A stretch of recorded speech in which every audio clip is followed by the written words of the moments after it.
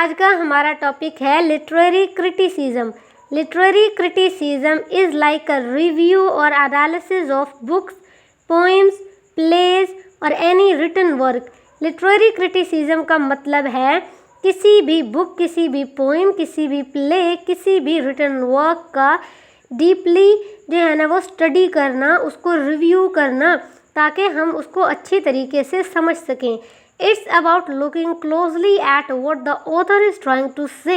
इसका मतलब है कि हमारा ऑथर, हमारा राइटर क्या कहना चाह रहा है, हाउ दे से इट, किस तरीके से कह रहा है, and what it all means, और उसके कहने का मतलब क्या है, असल में उसका क्या मकसद है, वो हमें क्या कहना चाह रहा है। ये सब हमने देखना होता है कि उसका क्या मैसेज है, वो क्या कन्वे करना चाह रहा है। Critics discuss things like characters, themes, writing style and the historical और cultural context of the work.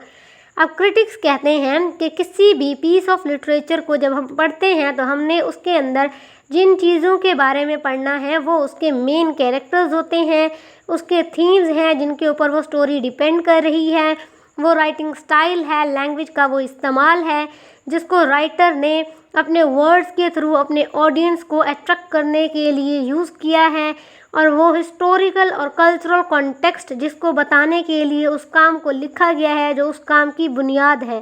Their goal is to understand, evaluate and sometimes even interpret the text to help readers appreciate it better. In critics का जो main goal है वो यही होता है कि ये उस काम को अच्छे तरीके से स्टडी करें, एनालाइज करें, ताकि जो हमारे रीडर्स हैं वो उस टेक्स्ट के साथ अपनी इंगेजमेंट को शो करें, वो उसके साथ शुरू से लेकर आखिर तक इंगेज रहें, उसको अच्छे से पढ़ें, जो राइटर है उसके क्वालिटीज़ को जान सकें, जो राइटर ने कन्वे करने की कोशिश की है उसको अप्रिशिएट कर सकें कि राइटर के जो स्टाइल है वो किस तरीके का है, उसने कैसे थीम्स का इस्तेमाल किया है, कैरेक्टर्स को कैसे बिल्ड किया गया है, कौन से एरा को रिप्रेजेंट किया गया है उस कहानी में, ताकि वो उस राइटर को अच्छे से अप्रिशिएट कर सकें। फंक्शन कौन से होते हैं लिटरेरी क्रिटिसिज्म के? नंबर 1 हमारे पास आता है इंटरप्रिटेशन, यानी आपने उस काम को बहुत अच्छे से समझना है कि उसकी इम्पोर्टेंस क्या है, वो क्या मतलब दे रहा है हमें।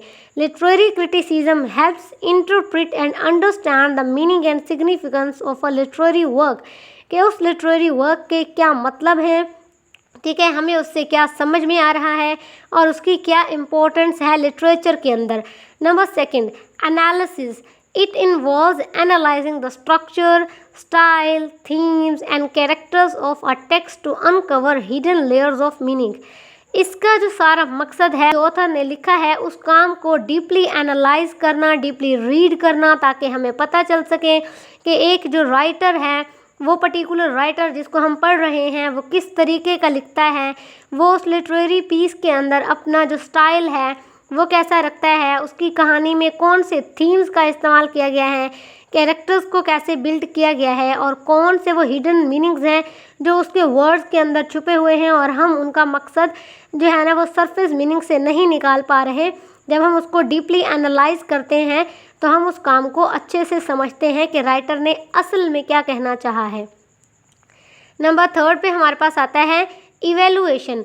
Critics evaluate the quality, effectiveness and impact of a literary work, assessing its strength and weaknesses. अब क्रिटिक्स क्या करते हैं, किसी भी काम के जो क्वालिटीज़ हैं उनको डिटर्मिन करने के लिए, उनको इवेलुएट करने के लिए वो सबसे पहले उस वर्क के लिटरेरी इम्पैक्ट को देखते हैं, उसके इफ़ेक्टिवनेस को देखते हैं कि उस वर्क ने हमारे ऑडियंस के ऊपर क्या जो है ना इम्पैक्ट छोड़ा है, उस वर्क के अंदर कौन से स्ट्रेंथ हैं, कौन से वीकनेसेस हैं जिनको राइटर अभी भी इम्प्रूव कर सकता है, और कौन से वो स्ट्रेंथ हैं जिनकी वजह से वो वर्क हमारे ऑडियंस के लिए अभी तक अट्रैक्शन की वजह बना हुआ है। नंबर 4 पर हमारे पास आता है कॉन्टेक्चुअलाइजेशन।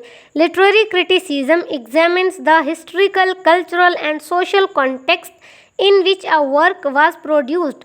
लिटरेरी क्रिटिसिज्म उन चीज़ों को एग्जामिन करता है, उन चीज़ों को फोकस करता है जो उस स्टोरी के कॉन्टेक्स्ट में आते हैं, यानी कि उसके बैकग्राउंड के बारे में हमें इंफॉर्मेशन देते हैं, जिसके अंदर उसकी हिस्ट्री, उसका कल्चर, उसका जो सोशल कॉन्टेक्स्ट है, इसको हमने डीपली पढ़ना होता है कि आखिर उस राइटर, उस ऑथर की क्या मजबूरी थी कि उसने ये वर्क क्रिएट किया था। तो इसकी वजह से हमें उस पीस ऑफ लिटरेचर के बैकग्राउंड के बारे में पता चलता है और उन फैक्टर्स के बारे में पता चलता है जिनसे राइटर इन्फ्लुएंस हुआ था और उसने वो वर्क क्रिएट किया था। नंबर 5 पे हमारे पास आता है comparison. Critics often compare different works of literature to highlight similarities, differences and literary trends। अब क्रिटिक्स क्या करते हैं, वो किसी भी टाइम पीरियड के दो राइटर्स को लेते हैं, उनके वर्क्स को डीपली स्टडी करते हैं, उनके राइटिंग स्टाइल को स्टडी करते हैं और इस कंक्लूजन पर पहुंचते हैं कि दोनों की राइटिंग्स में कौन से सिमिलैरिटीज़ हैं, कौन से डिफरेंसेस हैं और उस एरा के लिटरेरी ट्रेंड्स को इन लोगों ने फॉलो किया था या नहीं। इसकी वजह पर उन दोनों को कंपेयर करते हैं कि किसकी राइटिंग ज़्यादा बेहतर है। इसी तरीके से हम इंग्लिश लिटरेचर के किसी भी दो टाइम पीरियड्स को लेकर कंपेयर कर सकते हैं कि इस टाइम पीरियड के ये जनरल ट्रेंड्स थे, इस टाइम पीरियड के ये जनरल ट्रेंड्स हैं, इसमें ये हो रहा था, इसमें ये हो रहा था। यानी दो चीज़ों को कंपेयर करना, ये सब जब क्रिटिक्स करते हैं तो हम उस चीज़ को डीपली एनालाइज करते हैं, स्टडी करते हैं, हमें उस चीज़ से कनेक्ट होने का मौका मिलता है। नंबर 6 पर हमारे पास आता है preservation. Criticism contributes to the preservation and promotion of literature by examining its enduring value and significance।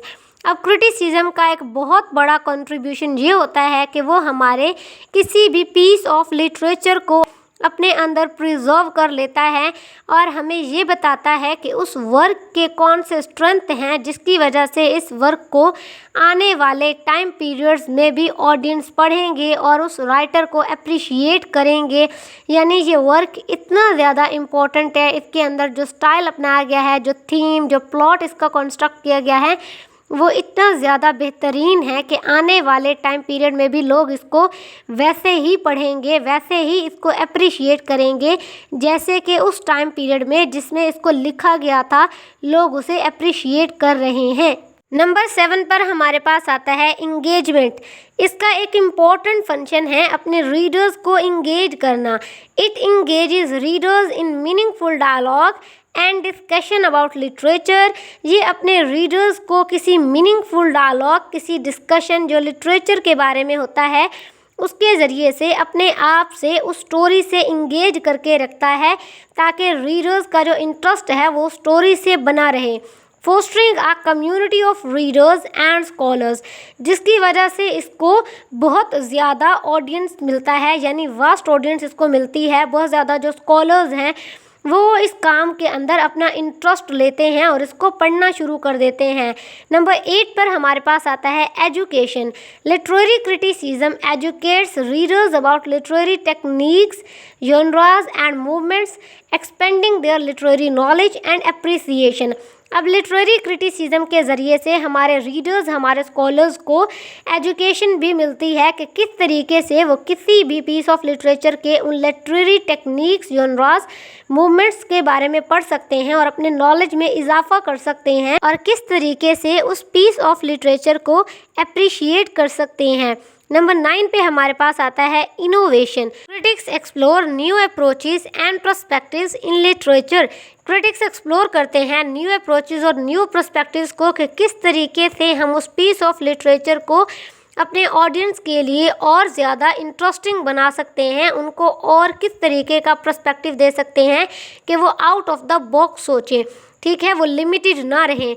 Inspiring innovation and creativity in writers and readers alike.